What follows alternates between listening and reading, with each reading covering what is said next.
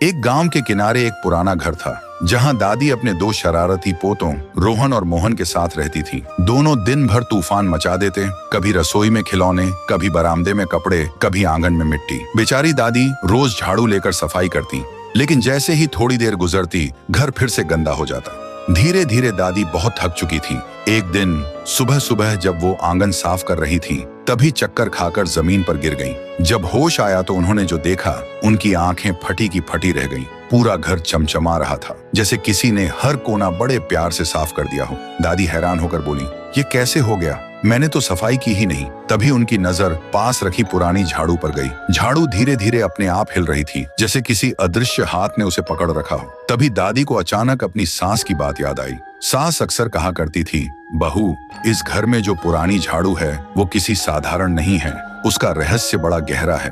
100 साल पहले गांव में एक साधु आया था। वो सफाई और पवित्रता का बहुत बड़ा भक्त था। उन्होंने देखा कि लोग बहुत आलसी हो गए हैं, चारों तरफ सिर्फ गंदगी और बदबू। ये देखकर वो गुस्से में भड़क उठे। तभी उनकी नजर एक पुरानी झाड़ू पर पड़ी। उसने उसे उठाया और मंत्र जपना शुरू किया, और तभी उसकी गुनगुनाहट के बीच आवाज गूंज उठी, जो इस झाड़ू को ईमानदारी और नेक दिल से चलाएगा, उसके लिए ये झाड़ू अपने आप चलकर वरदान बनेगी, लेकिन जो इसका गलत इस्तेमाल करेगा उसके लिए ये अभिशाप बनेगी और उसे निगल जाएगी। तब से वो झाड़ू पीढ़ी दर पीढ़ी घूमती हुई अब दादी के घर पहुंच चुकी थी। अब जब भी दादी थक जाती, झाड़ू अपने आप चलकर घर को चमका देती। लेकिन धीरे धीरे अजीब बातें होने लगी।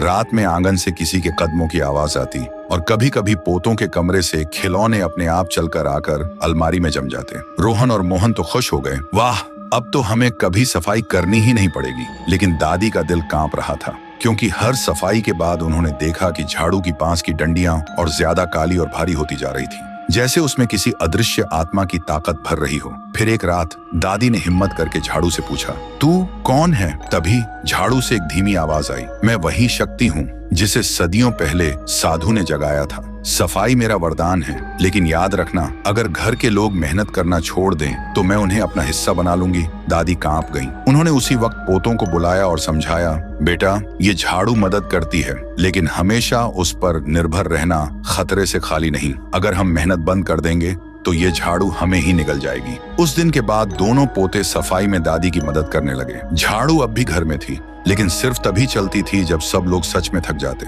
तो दोस्तों, असली जादू मेहनत और जिम्मेदारी में है। कोई भी चीज चाहे कितनी भी अद्भुत क्यों ना हो, अगर इंसान आलसी हो जाए तो वरदान भी अभिशाप बन जाता है।